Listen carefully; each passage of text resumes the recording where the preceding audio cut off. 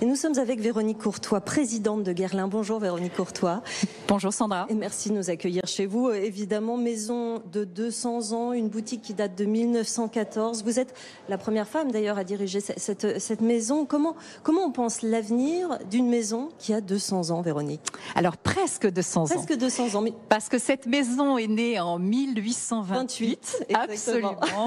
Grâce à un homme extraordinaire qui s'appelait Pierre-François Pascal Guerlain et qui est de formation parfumeur chimiste.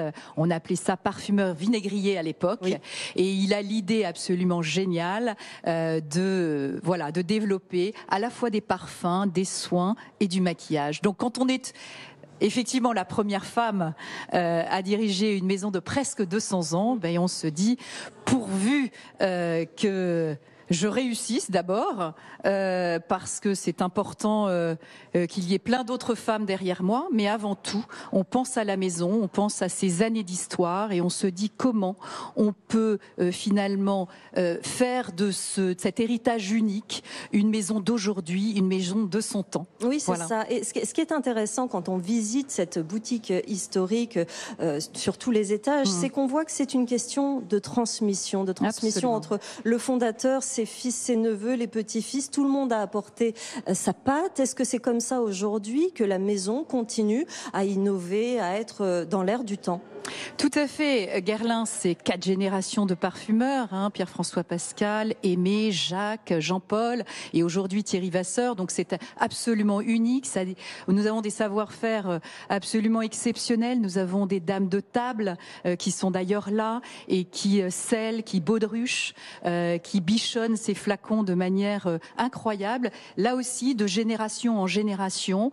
Nous avons également d'ailleurs chez Pochet du Courval des dames de table également. C'est notre verrier historique. Donc nous travaillons aussi avec des fournisseurs d'exception depuis toujours et notamment elles peignent à leur fin ces flacons aux abeilles qui sont nés en 1853 et ça c'est effectivement des flacons d'exception que nous devons de transmettre et aussi aux générations futures. Et dans un instant on va justement aller voir ces bouteilles, ces abeilles, ces petites bouteilles qui sont peintes avec Lorraine Goumeau, qui sera avec ces dames de table et qui travaille depuis des années dans cette maison de Guerlain. Comment on fait aujourd'hui pour gérer une maison comme celle-ci? Est-ce qu'on produit de plus en plus de parfums ou de cosmétiques ou au contraire on en produit moins mais mieux?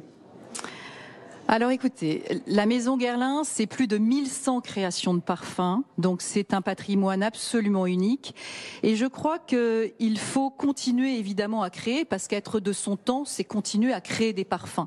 Donc aujourd'hui, nous avons encore des centaines de parfums en activité, mais ce qui est vrai, c'est qu'on essaye de penser le parfum ou même la création autrement. Et notamment avec les Aqua Allegoria récemment, nous avons réinventé le parfum, puisque pour la première fois, nous avons intégré de l'alcool bio dans du parfum et ça c'est essentiel.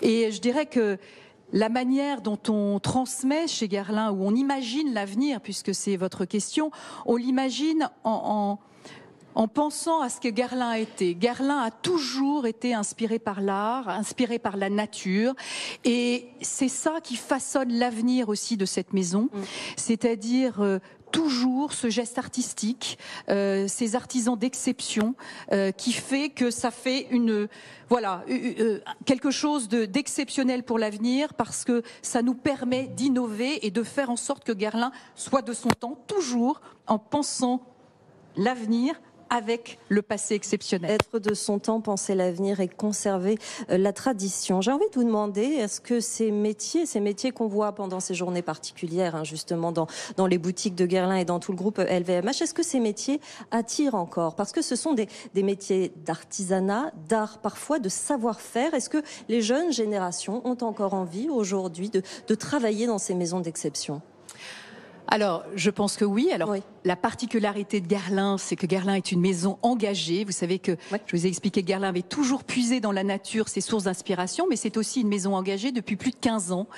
Et notamment engagée au travers de l'abeille, qui est le symbole donc de cette maison. Et ça fait plus de 15 ans que nous nous engageons sur l'abeille. Et ça aide les nouvelles générations aussi à s'intéresser à des marques comme les nôtres, à des maisons comme les nôtres, parce qu'ils sont heureux aussi de participer à faire quelque chose de bien pour le monde. Et notamment chez Guerlain, par exemple, lorsque vous êtes n'importe quel personnel, en fait, chez Guerlain, a une journée engagée et doit s'engager à faire une bee-school, c'est-à-dire une école de l'abeille, tout un programme de sensibilisation pour les jeunes entre 6 et 11 ans. Donc, vous apprenez un métier d'exception, mais vous apprenez aussi à apprendre aux autres qu'il faut protéger l'abeille. On va parler évidemment beaucoup de métiers, de formation, de vocation aussi dans cette émission. Hélène Valade est venue nous rejoindre, directrice développement environnement du groupe LVMH. Bonjour, merci d'être avec nous. C'est vrai que nous sommes dans cette boutique exceptionnelle. Vous avez mis en place depuis que vous êtes ici une politique environnementale. En tout cas, LVMH continue ce mouvement. Ça s'appelle Life 360. Est-ce que vous pouvez nous donner un exemple concret, par exemple pour des maisons comme Guerlain, pour la partie parfumeur du groupe, ce que cela implique de mettre en place ce genre de politique, Hélène Valade? Oui, d'abord, merci de poser ce type de questions, parce que dans ces journées particulières, la dimension environnementale, elle est capitale. Oui. On a en héritage aussi cette dimension de terroir à conserver et à transmettre. Et j'avoue que Guerlain le fait de manière assez remarquable, à la fois via l'abeille et toutes les formations qui sont organisées et tous les programmes de préservation des abeilles. Mais ça va beaucoup plus loin, c'est que cette relation à la nature, elle est poussée aussi jusqu'à la préservation de toutes les ressources. Moi, je suis admirative, par exemple, d'une crème qui est l'orchidée impériale, parce que il y a eu un partenariat fait avec Bernardo pour que la recharge soit absolument éternelle. Et donc, c'est une autre façon de respecter la nature, de respecter les matières. Voilà, donc c'est un exemple parmi d'autres. Il y en a évidemment énormément dans le groupe LVMH, mais Guerlain porte assez haut les couleurs environnementales. Oui, Véronique Courtois, vous l'aviez évoqué tout à l'heure, dernière question, effectivement.